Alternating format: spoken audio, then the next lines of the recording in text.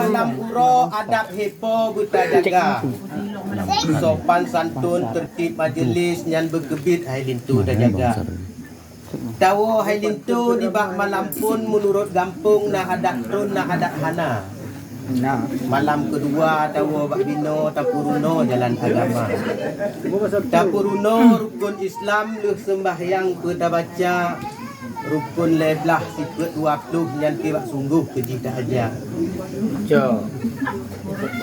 Rukun Islam rukun iman yang berjang di puruno sigra. Mano sunat mano wajib yang tibek trip kejita aja. Walau tidak nak pengalaman tanya bek tak lupa.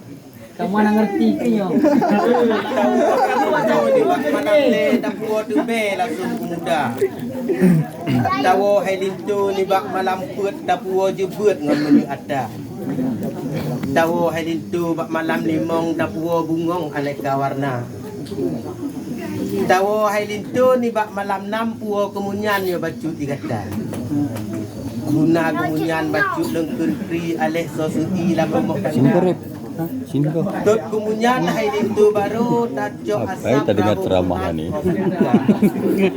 Genong asap kemunyan ada pansan boleh demam. Ya. Dawo hai lintu malam ketujuh. Puo gerepuh ungkut yang raya. Dawo hai lintu malam ke-8 libak malam nyan tamu senia. Tawo hai lintu malam si kurang bek le talung tawo bersigra. Metro malam Badung dah. Masa retro pintu jurung Graham puntung atau kelakton Honda. Kenan saretro bagaki renyun Graham sisun bek le tak tegak.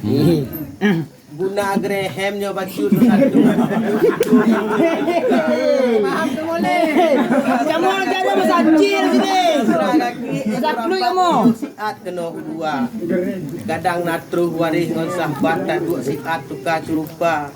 Onda di baknyan tabang ujure sunat berede ka sampurna. Doh, cuy pe awak tu no. Allah.